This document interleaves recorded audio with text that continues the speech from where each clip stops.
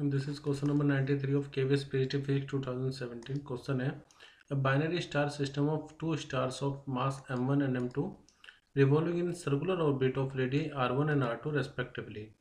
If their respective time period are t1 and t2, then क्या दोनों time period equal होंगे?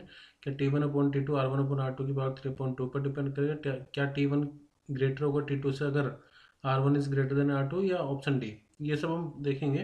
पहले concept समझते हैं। देखो यहाँ पर हमारे पास बाइनरी स्टार सिस्टम, बाइनरी मतलब जहाँ पर दो स्टार होंगे।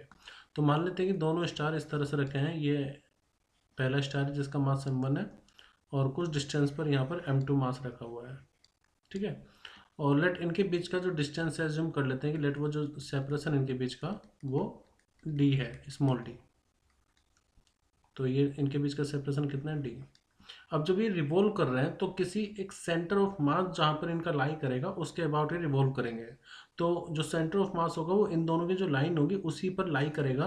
तो मैं मान लेता हूँ कि यहाँ पर कहीं पर इसका सेंटर ऑफ मास लाई कर रहा है। अच्छा, सेंटर ऑफ मास होगा वो उस मास के पास लाई करता है जिसका मास ज़्यादा है। तो मैं मान के चल रहा हूँ कि m1 की वैल्यू ज़्यादा है m2 से, तो सेंटर ऑफ मास इसके पास लाई करेगा, ठीक है।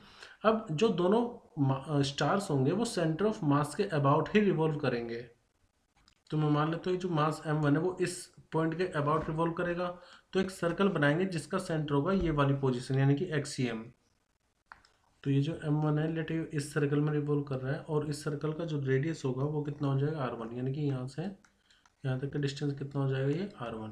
अब ये जो m2 है ये भी इसके अबाउट रिवॉल्व करेगा, मतलब m2 का जो सर्कल होगा उसका सेंटर होगा एक्सियम। तो इसके लिए जो सर्कल है वो बनाते हैं। तो इसका जो रेडियस होगा m2 का वो गिवन है हमें कितना है, r2। तो यहाँ से यहाँ तक रेडियस हो गया r2। अब देखो ये दोनों ही सेंटर ऑफ मास के अबाउट रिवॉल्व करेंगे। अभी रिवॉल्व क्यों कर रहे होंगे? क्योंकि इन दोनों पर एक ग्रेविटेशन फोर्स लगेगी, और वो जो ग्रेविटेशन फोर्स होगी वो सेंट्रीपिटल फोर्स से बैलेंस की जाएगी। पहले मैं आपको बता देता हूँ कि जैसे एक्सियम है, तो ये जो एक्सियम होगा मतलब सेंटर ऑफ मास की पोजीशन वो फिक्स रहेगी जब भी रिवॉल्व कर रहे होंगे। तो इसकी कंडीशन ये होगी कि m1 r1 इक्वल होगा m2 r2 के। तो ये कंडीशन है सेंटर ऑफ मास के लिए, m1 r1 equal to m2 r2। अब यहाँ पर हमारे पास दो मास हैं, m1 और m2, और उनके बीच का डिस्टेंस कितना है, d। अच्छा, जो d होगा वो किसके बराबर होगा, d होगा r1 प्लस r2 के। तो अगर इन दोनों के बीच में ग्रेविटेशन फोर्स देखी जाए तो ग्रेविटेशन फोर्स किसके इक्वल होगी, g m1 m2 upon D square के। और जो डी है मतलब distance between the two masses वो कितना हो जाएगा, r1 प्लस r2। तो मैं यहाँ पर लिख रहा हूँ r1 प्लस r2 का होल स्क्वेयर। अच्छा, ये जो ग्रेविटेशन फोर्स आपको पता है किन्हीं दो मासेस पर जब ग्रेविटेशन फोर्स लगते हैं तो वो इक्वल एंड अपोजिट होती है। इसका मतलब ये हुआ कि m1 पर जो ग्रेविटेशन फोर्स है वो इस तरफ लग रही होगी, और m2 पर जो ग्रेविटेशन फोर्स है वो इस तरफ लगेगी, ठीक है। दोनों इक्वल एंड अपोजिट होंगी।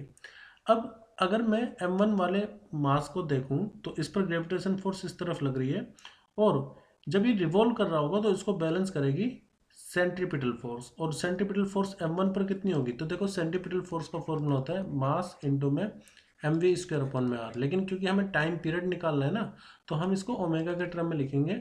ओमेगा के टर्म में ये हो जाता है, देखो v की जगह आप लिख सकते हो v equal to omega r होता है। तो इसका स्क्वायर यानी कि f इक्वल टू कितना आ जाएगा, m ओमेगा का स्क्वायर इंटू में r। तो ये सेंट्रीपिटल फोर्स का फॉर्मूला होगा m ओमेगा स्क्वायर इंटू में r। तो अगर मैं m1 वाले मास पर देखूं कितनी सेंट्रीपिटल फोर्स लगेगी, तो वो हो जाएगी m1 ओमेगा 1 का स्क्वायर इंटू में r1, ठीक है। ऐसे ही अगर मान लीजिए आप सेकंड मास पर देख रहे हो तो उस पर ग्रेविटेशन फोर्स कितनी लगेगी, g m1 m2 अपॉन में r1 प्लस r2 का होल स्क्वायर। लेकिन इस बार जो हम सेंट्रीपिटल फोर्स देख रहे हैं वो इस वाले ऑब्जेक्ट पर देख रहे हैं, तो इसी का मास हमें लेना पड़ेगा।